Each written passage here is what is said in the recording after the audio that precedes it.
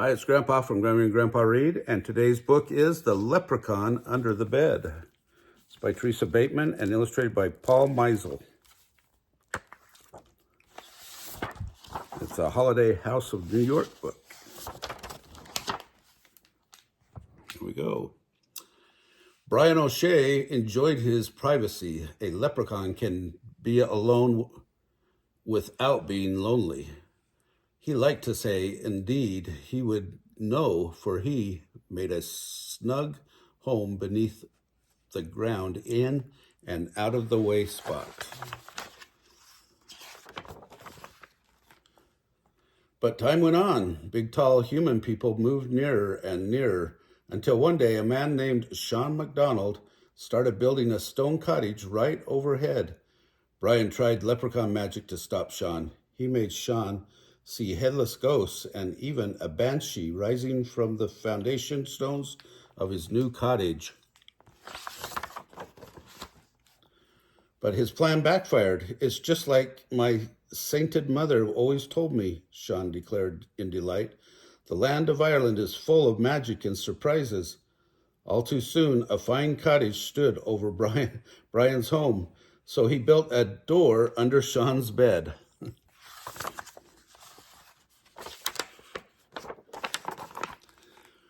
On moonlit nights, Brian would cobble outside.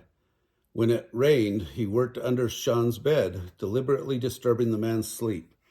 Yet he didn't wish to be discovered, so if Sean moved, Brian would whisper, "Now don't you be fretting your wee little head. It's only the cat under the bed." After a week of restless nights, Sean decided he had to know why he wasn't sleeping well. He went to bed as usual, but though his eyes were closed, his eyes were open. At midnight, the tapping began, and Sean sat bolt upright. "Now don't you be fretting your wee little head. It's only the cat under the bed," he heard from below. "Ah, of course, the cat," Sean yawned, settling back under the covers. Then his eyes flew open. "I don't have a cat," he thought, "and even if I did, whoever heard of a talking cat?" So what was under the bed? The answer popped into his head. Sean smiled. His mother had always said that a leprechaun in the house was a fine piece of luck he couldn't afford to lose. The next morning, Sean made stirabout for breakfast and placed a bowl of it under the bed for the cat. At lunch, the bowl was empty, so he put in some stew.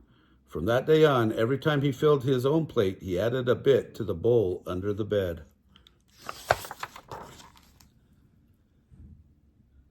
Sean was a hard-working man, but his small farm produced barely enough. Times grew hard, and times grew harder, until there came a day when Sean went to bed with both his stomach and the bowl empty.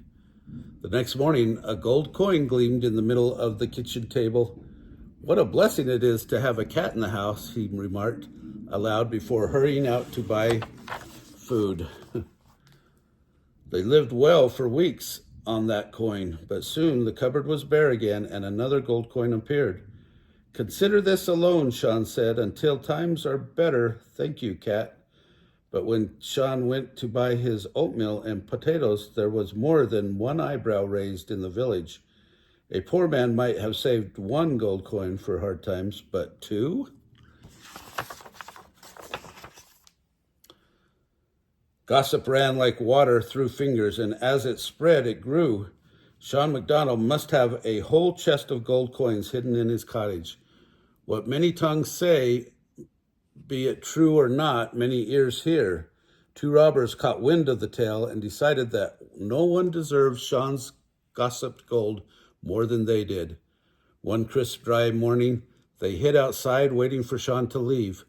Then they slipped into his cottage, tossed the cupboards, and pried stones out of the fireplace.